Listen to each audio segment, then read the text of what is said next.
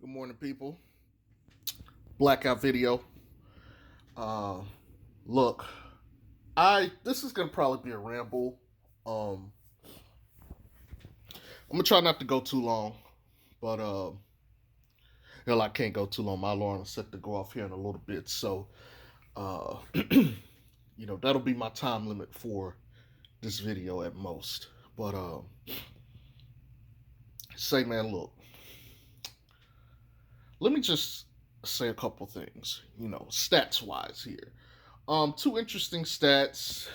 One I said yesterday, I said because of the two free throws Lonzo hit, it was probably going to jump his free throw shooting up to 64%, 65%, somewhere in between there.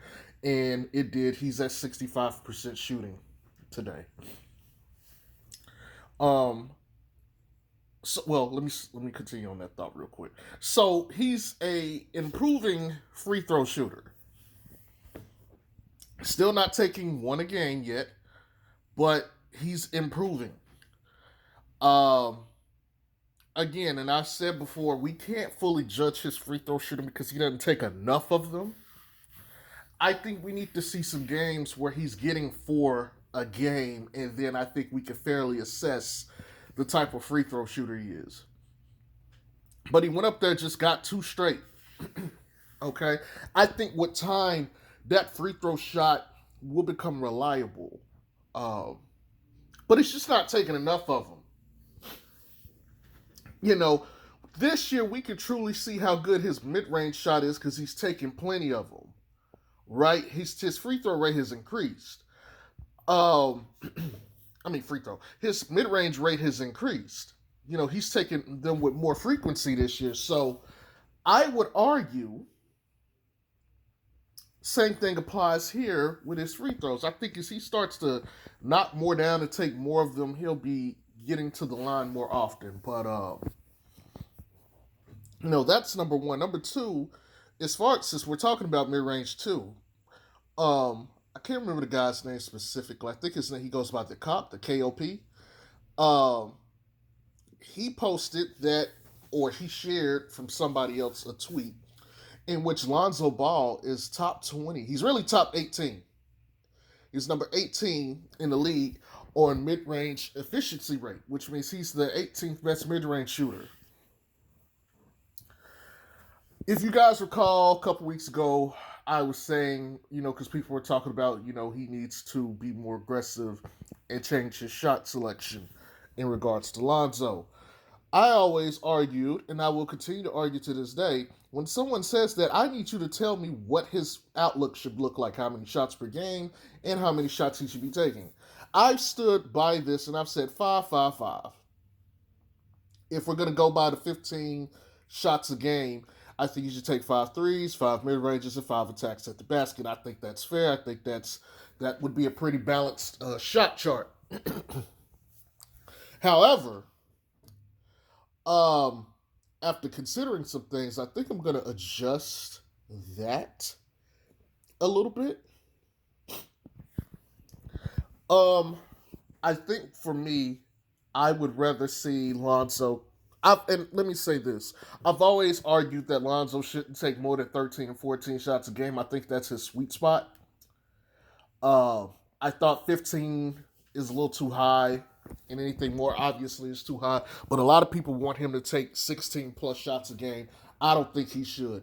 I don't view him as that type of player. I really don't want Lonzo jacking up 16, 15 shots a game. 13 to 14 is fair. Having said that, I would like to consolidate most of Lonzo's shooting into his mid-range attempts. I would much rather Lonzo take 7 mid-range attempts out of, let's say, 14 total shots. And then I would rather him take 3 drives at the basket and 4 threes. I think that's better for him long term. The reason I feel this way is if that mid range efficiency is a thing to stay, he needs to take a lot more of those, which means he needs offenses with floor spacing to give him the room to get those shots off and to take those shots with a higher efficiency. But the more you use something, the more you practice it, the better it gets. And I've always thought that Lonzo should post up more, and watching him just bully through people with his raw strength just kind of puts more eggs into the basket that I think he should be taking more mid-range shots. And the reason I'm saying I want him taking more mid-range shots is I eventually want him to play a little bit more in the post. I'm not saying he has to post up all game, but taking some post shots on some smaller guards, I think would benefit him. Especially a lot of these guards off the bench that may get matched up on him. You put him in a post and you let Lonzo go to work. Of course, Lonzo don't have the technique for that yet. He have to work on that this offseason. But I want him to go ahead and get comfortable taking that mid-range shot so when he does get into the post, it's not like he has to, test it out too much or get used to it. He can just play into it. He's done it a couple times this season, not enough to my liking, but it's there. Look, I'm not gonna overstate the obvious. He's shooting 39% field goal this year. That's atrocious, right? And a lot of that is missed three pointers. If we cut back on some of the missed threes, because he's making like 2.5 a game, right? If we could get him to make 2 out of 4, or even 2 out of 5, you know, or even like 1.7 or 1.8 out of 4, which is about 2, I think Lonzo will be the best version of himself. I don't like the fact that he's jumper happy, but he is jumper happy. Let me add this to the argument. The 3-point line in college is a lot closer than it is in the NBA. So those mid-range shots he's taking are actually the college threes. Granted, a lot of people say, well, he was stepping back farther away in college to like NBA range. That's true. But he was also taking them right on the line as well, which would have put him at mid-range levels in the league. I think it's been done a disservice for him not to be taking that mid-range shot, especially given how good he was from some of those distances. Uh, I just think it would make Lonzo a little bit more cerebral. I've noticed he's not only taking that left part of the court for his mid-range shots, but he's been getting into the paint to take those mid-ranges. I like that. The more spots you can shoot that thing on the court, the better. And I think it would bode well, especially when teams start playing zone, because all he's got to do is just penetrate into the middle of the paint. And then if he chooses to shoot the mid-range, he's there. Or with the threat he's going to pull, if he decides to just pass out of it, someone's going to be open for a shot. He'll break the zone. I'm looking at this from a long-term standpoint. Kawhi Leonard is making a living off of that mid-range jumper. Like, he's shooting, like, crazy efficiency from mid-range. KD has made his living off of the jumper. So, to me, it only makes sense to put Lonzo there. Because, like Earl Watson said, a lot of these guys just never practiced these shots growing up, so they're not good at them. I'd rather he just go ahead and get practice. The Pelicans are stuck between a rock and a hard place anyway, between, hey, let's try to get into the playoffs and develop. My thing is, let's just go ahead and develop the guys, because clearly y'all not ready to win, and Zion and B.I. can't carry you yet. Let's just go ahead and let the guy shoot the mid-range. Encourage him, hey man, get into that paint and shoot your mid-range shot, or get to that your spot to shoot. Cut loose. When you hooping and when you just playing basketball, it's fun. And when it's fun, you want to do everything. You want to attack all over the court. You want to play aggressively on defense. Man, go out there and have fun.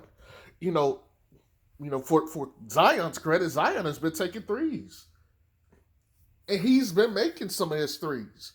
I am appreciative of that. I like seeing that. And if that continues, which honestly he should have been doing more of, I don't know why they waited until like game 15 or so for him to start shoot threes. Zion needs to get out there and try to take a 3 or 2 every game. I've said that. And the more he does it and gets comfortable with it, the better he'll be. You know, don't sit back and waste the time that you have with these guys. Have them take some of these shots. I would like to see Bi in the post, and people gonna say Bi ain't that strong. Bi is kind of strong. He ain't like otherworldly strong, but look, if he gets matched up on a guard, who's gonna stop Bi in the post? You know, a lot of people are like, oh, we don't like post play. Look, there's a lot of reasons why you need to go to the post play. And especially if you're in late game situations in the playoffs, the post is kind of where you want to be. But, just the team in general, not just Lonzo, even though, I'm a Lonzo fan. I think highly of the brother. I think he can play. I think he has clear weaknesses like most NBA players, but I think a lot of times they're oversold. Lonzo just simply has to go out there and get used to playing basketball the way he needs to play basketball. What he's grown up playing, and that's cool. And I still want him to play the way he's always played: up tempo, pace, passing the ball, cutting, shooting. I like that. But, bruh, as you get more tools, as you get a bigger toolbox, you could do bigger jobs. I don't see why we don't just say, hey, get out there, shoot your mid ranges, bro. Yeah, I thought he did a good job yesterday of actually using his mid range. He shot more than I've seen him take in any game so far that I can recall. So I was happy to see that. But going forward, I think that needs to be a steady diet of his. But anyway, that's all I got for y'all this morning. Uh, I still have high hopes for each of the individual Pels, but as the team, nah, nah. But it is what it is. I'm about to go ahead and get ready for work. Y'all have a good day. Peace.